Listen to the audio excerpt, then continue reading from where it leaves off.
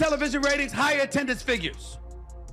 Ladies and gentlemen, that doesn't come courtesy of a league. It comes courtesy of the players that play in the league. And in her case, she was the most popular, which means she could have helped your bottom line, which means you should have seen that from day one and maximized it. But you didn't do it. Stephen A. Smith never backs down from a challenge. But this time he went above and above. Just express a viewpoint that he sparked a firestorm's brutal dismantling of the way the WNBA handled Caitlin Clark wasn't just one more audacious claim. It was a awakening moment at the core of his critique of the league's inability to completely accept and take use of its most dazzling new star. Didn't want to, rather. You were a bit hesitant and reluctant and resistant to it. So much so you didn't push for her to be on Team USA. So much so, you had people like Cheryl Swoops who didn't even want to mention her name. Imagine this player today, so vibrant and unquestionably marketable that she's bringing in and cramming stadiums. TV that breaks records. Caitlin Clark is more than simply a exceptional player. She's a sensation, the type of innate talent that might take women's basketball to the next level heights. But rather than making the most of her rapid ascent, the WNBA's reaction has been unsatisfactorily indifferent. Fans. Everyone is left wondering, is this league is much more committed to expanding its brand? You willing to admit how stupid it was for y'all not to go all in speaking your piece to elevate Caitlin Clark? So therefore even more attention could have come and y'all could have reaped the benefits? Now you're gonna do it anyway, and I get that, but you see my point? However, Smith didn't only point out he highlighted concerns about squandered chances. Regarding the issues at hand, the WNBA is at a decisive event that might define its trajectory in the upcoming years. If they still long for Minogue Clark's fame, the league might miss the greatest opportunity it has always needed to reach a wider audience. What would happen if they continued to downplaying her influence? How do you justify excluding the most financially viable, the league's first new star in decades? Everybody talk about other WNBA players not being appreciated. Nobody insulted them. Nobody dismissed their contribution. We were simply saying, despite the contributions for years and years and years, a lot of people didn't care. Fair or not, until Caitlin Clark. When Stephen A. Smith talks, it is an event that is more than simply noise. Interrupts the discussion, and this time, he scathingly criticized the WNBA, especially its leadership under Commissioner Kathy Angelbert, and certain veteran gamers' annoyance reached a boiling point. While he examined how the league did not quite accept Caitlin Clark's arrival of a player whose work has broken expectations and energized the universe of basketball. The opposite direction, it could have helped that much and facilitated you being in an even stronger position to get yours. But you didn't do it. You didn't do it. Wow. The query. Now, why is the WNBA taking so long in terms of advancing the someone who may guide them to a new time period, and more crucially, how long can they are able to continue earning the same errors before they lose everything? Stephen A. Smith's shocking observation wasn't. It was the truth, just another headline that a lot of observers and admirers had been. For months, I thought his remarks were great. Depicted the mounting annoyance inside. This wasn't just the WNBA community. Caitlin Clark was the subject of a more general concern about how the league manages its top stars' lack of aggression, promotion, and its inability to completely take advantage of the momentum that Clark has independently produced. Smith's this was obviously more than a few PR stunts. Ignores the true issue, a league that appears uncertain or maybe perplexed regarding how to accept its best talent in a period when athletics are motivated by superstars that are marketable. Caitlin Clark is. She's dominating the WNBA's biggest draw. TV ratings are being pulled from attendance data that compete with major male sports, and bringing a fresh generation of admirers to women's basketball. However, rather than the WNBA appears to be enhancing this, downplaying her accomplishments as though it is hesitant to fully acknowledge her influence. They decided that they were going to let her know she was Rookie of the Year with a phone call in Connecticut during a practice before a playoff game. You can't make this up. And for that reason, Stephen A. Smith's passionate criticism is quite painful. The WNBA has the highest stakes in the world, a pivotal moment, and supporters are not. They are only spectators in this, requesting more from the desired league.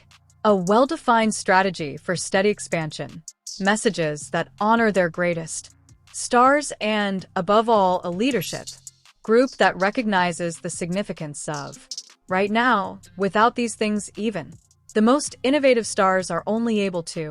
What would happen if the WNBA did so much? Keeps making mistakes. The danger is more than simply a lost chance. It's in a situation when momentum is all that Stephen A. wasn't only providing, he was exposing the league to criticism.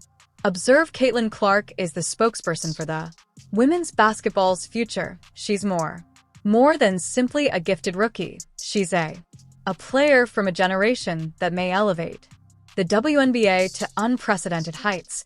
But in order to occur, the league has to determine if it's prepared to accept her ascent in full, or if it will keep producing the same ancient errors. Elevated television ratings, it elevated attendance, and it damn sure elevated franchise value. But now, something that y'all resisted talking about, opining about, acknowledging. The annoyance related to the leadership of the league arrived in new heights, at which Commissioner Kathy on national Albert grabbed center stage. Both athletes and television viewers were excited to hear from a strong, capable leader present an engaging perspective for the future of the WNBA, but instead they received a string of ambiguous comments that left more queries than responses on her latest appearances on CNBC's and 60 Minutes. The power meal caused one item to hurt, evident that there is a gap between leadership and the actual situation taking place in the league. Consider her 60-minute interview in which, regarding Caitlin, Albert was questioned. Clark's extraordinary influence on the game. This was the ideal chance to acknowledge and commemorate one of the most important players in the WNBA, although her no league is ever about one is the answer. Player. Said Caitlin Clark, rising tide lifts all boats. As much as her presence was maximized by the WNBA, you players could have done more to assist. Although strictly accurate, the remark seemed disdainful, as though she were purposefully minimizing Clark's. Fans of significance quickly took to using social media to criticize the league for not appropriately recognizing the player who has generated the most spectators, engagement, and ticket sales as opposed to honoring Clark's achievements. Engelbert's remarks gave the impression that the league was hesitant to accept the truth about her impact on the gap become much more obvious during her participation at the CNBC Power Lunch, where she discussed rivalry as a crucial element that drives audience, but rather than tackling important issues including player safety, maintaining fairness and consistency in officiating, therapy that she mostly relied on, the absence of marketing language and buzzwords. Fans didn't like the lack of content, or athletes, many of whom have had, urging real changes rather than merely PR. The interview's spin simply served to confirm the increasing belief that the league's not all leadership is in sync with what is truly taking place on the court. When you're asking about Caitlin a lot, you bring up other rookies as well. No league's ever about one player. That player could get hurt or whatever. So I think it's just to give recognition that in sports, people watch for compelling content and rivalries. And you can't do that alone as one person. This is not only a perception, is a genuine problem. Repercussions, as Angelbert discusses. Using competition to increase ratings. Caitlin Clark and other athletes are struggling with erratic officiating, unwarranted physicality, and injustice. Fans aren't requesting therapy, written drama. They're looking for a league that prioritizes player safety, fairness, and professionalism. If these fundamental problems, the WNBA dangers, are not addressed, alienating the audience Clark was trying to reach, has put a lot of effort on attracting. White, one black.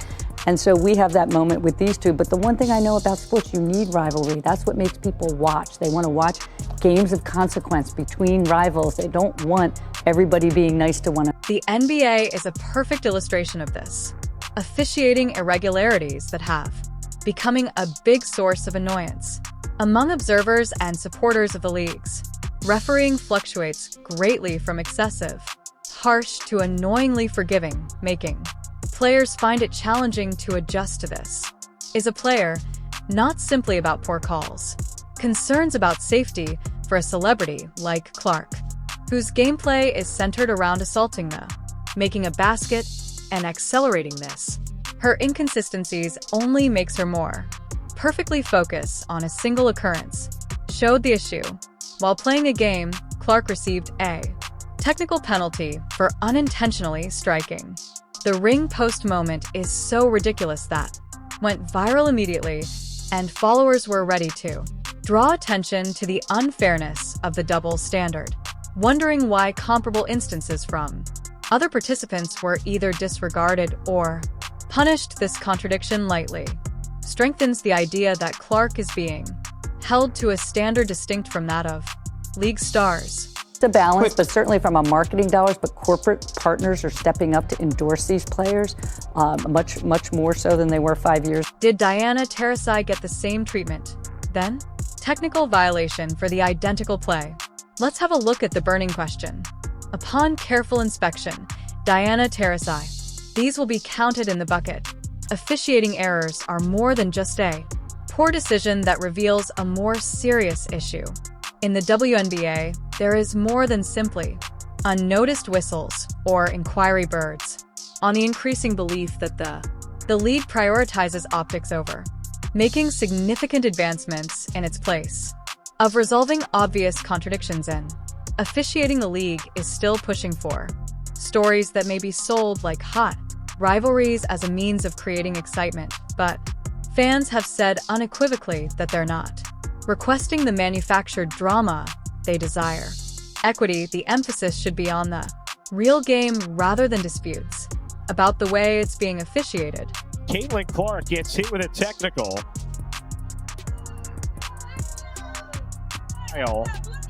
After I got a technical for basically being mad at myself because I missed a three and then I went and hit the backboard, and he told me it was disrespectful to the game of basketball. Another topic is player safety, where the WNBA is making mistakes. Caitlin Clark's groundbreaking first-year campaign wasn't only focused on breaking records, it was also a demanding examination of endurance. Match after match, Clark was exposed to too rough play, taking blows that frequently go too far. Both fans and experts express concern regarding the quantity of hazardous pollutants. She persevered, but the league's reaction has been really disappointingly poor there. Not much has been done to make things better, maintaining uniformity or introducing more stringent safety protocols to safeguard. Let's protect gamers from needless harm. Dissect it by contrasting one of the most contentious of Clark's fouls to how the NBA handles a comparable play. The disparity that catches the contrast off guard exposes a blatant double standard, demonstrating how ill-prepared to deal with the physicality of its expanding game. The irregularity is not just harms in addition to affecting player safety, the legitimacy of the league in the opinion of both athletes and spectators. And Diana Taurasi, they'll count the bucket. Aside the obvious problems with officiating, the NBA's inability to appropriately profit from Caitlin Clark's ascent brings up a very other issue. Arenas were crowded and TV ratings were smashed. Documents and participation on social media soared, yet in some way the league failed to grasp the opportunity. Clark often sold out of his jerseys. However, there wasn't much formal products that honor her historic rookie campaign, even the advertising campaign centered around her. Fans believed that the success was lacking. Why wasn't the league completely embracing this once-in-a-generation opportunity? When Clark was a freshman, it wasn't only a show, it was a fantastic chance for the WNBA to change its identity yet. Rather than riding the wave of excitement, the league's surge of enthusiasm mishandled the bag and missed numerous opportunities to improve Clark's and the athletics as a overall. These errors aren't only annoying, they could ruining a league at a crucial. Can't afford to continue producing the same errors without taking decisive action. The WNBA might lose more than simply momentum. It can turn off the fans themselves and the players who make it successful. One thing as a very long-term sports fan I know is that officiating and refereeing is always at the top of a fan's list, of the media's list. Obviously, not every, we're human. This goes beyond simply promotional blunders. It concerns the league's future course if the WNBA keeps putting surface first level marketing triumphs over significant structural upgrades. There are dangers. Stagnation when expansion ought to. Caitlin Clark's primary concern provided the league with a unique chance to attain new heights. Yet the true query, will the leadership exploit this? Or are they going to allow these unresolved problems cast a shadow over the league's complete potential? Outside of marketing element of the WNBA's absence of strong player support has led to growing rivalries, criticism, and fierce driving is made more enjoyable by competition engagement, but they must avoid showing up at the cost of providing more detailed information. Significant tales. Clark's ascent wasn't. It's only about her supremacy in court. Was about her trip and the influence that had on the new women's basketball. She brought the sport to a new generation of enthusiasts. The league had the ideal opportunity to conform to that narrative, yet it failed to do so in a significant manner. Tell me Caitlin Clark gets a special whistle ever again. One call was an ejection and the other was a common foul. Now, let's replay this one more damn time. Y'all can see right here. This was the exact same damn play. Look, same play. Same play, bro. Look at this. Are you serious right here? Boom. Same play. Crushed by Williams. Same play. Now, Grant Williams was ejected for that.